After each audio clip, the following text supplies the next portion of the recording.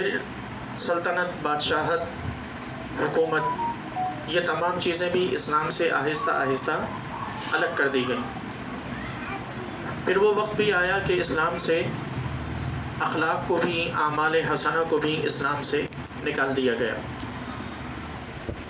آج کے اس زمانے میں اسلام صرف 5 وقتہ نماز باجماعت ادا کرنے کا نام ہے۔ آج کے زمانے میں اسلام صرف رمضان کے پورے روزے رکھ لینے کا نام ہے۔ آج کے اس زمانے میں اسلام صرف جاگنے والی راتوں میں، بڑی راتوں میں جاگ کر 100 نوافل ادا کر لینے کا نام ہے۔ اگلے دن روزے رکھ لینے کا نام ہے۔ زکوٰۃ کے موقع پر زکوٰۃ ادا کر لینے کا نام ہے۔ حج کے موقع پر حج کی توفیق ہو تو حج ادا کر لینے کا نام ہے۔ آج اس زمانے میں اسلام صرف ان چند ایک چیزوں کے مجموعے کو کہا جا رہا ہے۔ یہ ہم اسلام کے ساتھ بہت بڑا ظلم کرتے ہیں، کیونکہ اسلام محض ان چیزوں کا مجموعہ نہیں ہے۔ اسلام وہ ہے کہ جس نے تمام کے تمام عالم کو گھیرا ہوا، عالم کی تمام تر باتوں کو، تمام تر چیزوں کو اسلام نے اپنے اندر سمویا ہوا۔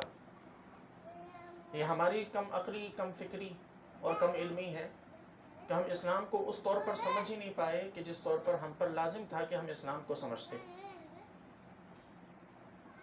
اللہ تبارک و تعالیٰ نے عبادات کے مقابلے میں قرآن پاک میں اور بھی بہت ساری چیزوں کا ذکر فرمایا، صرف عبادات کا تو ذکر نہیں۔ صرف قرآن پاک میں اس بات کا ذکر نہیں کہ نمازیں ادا کرو، قرآن پاک میں صرف اس بات کا ذکر نہیں کہ روزے رکھو یا زکوٰۃ دو یا حج کرو۔ اس کے ساتھ ساتھ قرآن پاک میں اور بہت ساری چیزیں ایسی ہیں کہ جن کے کرنے کا حکم اور جن سے بچنے کا حکم،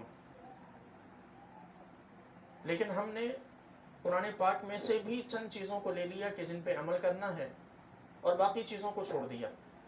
یہ ہم قرآن کے ساتھ بھی ناانصافی کرتے ہیں کہ قرآن مکمل، اس کا ہر حرف ہم پر لازم ہے کہ اس پر عمل کریں، اس کی ہر سطر پر عمل کرنا ہم پر لازم، اس پر ایمان رکھنا لازم۔ لیکن ایمان کے معاملے میں تو ہم بالکل صحیح ہیں کہ ہمارا قرآن کے ہر حرف پر ایمان ہے، لیکن جب عمل کی بات آتی ہے تو عمل میں ہم قرآن پاک کو 2 حصوں میں ڈیوائڈ کر دیتے ہیں۔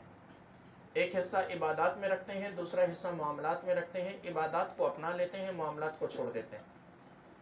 یہ یاد رکھیں کہ قرآن میں اللہ تبارک و تعالیٰ نے نماز و روزے وغیرہ عبادات کے احکام کے ساتھ ساتھ اعمال صالحہ کا بھی ذکر فرمایا۔ اللہ تعالیٰ نے اخلاق حسنہ کا بھی ذکر فرمایا۔ یہ چیزیں وہ ہیں کہ جو عبادات کے مقابلے میں زیادہ اہم ہیں۔ اس کی اہمیت کو آپ یوں سمجھیں کہ کل بروز قیامت اللہ تبارک و تعالیٰ عبادت میں کوتاہی کرنے والے کو تو معاف فرما دے گا۔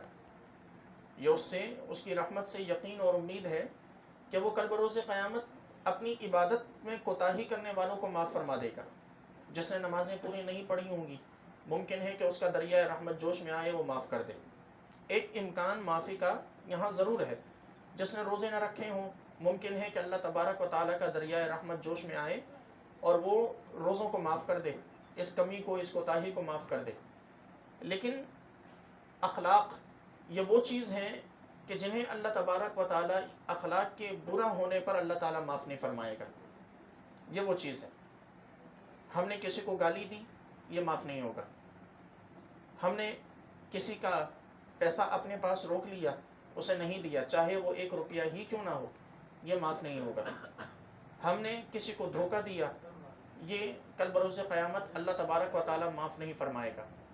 ہم نے کسی کی عزت پہ ہاتھ ڈالا، کسی کو بدنام کیا، کسی کو ذلیل کیا، کسی کے اوپر بہتان باندھے، کسی کی ہم نے غیبت کی، کسی کی چغلی کی، یہ وہ چیزیں ہیں کہ جو کل بروز قیامت رب معاف نہیں فرمائے گا۔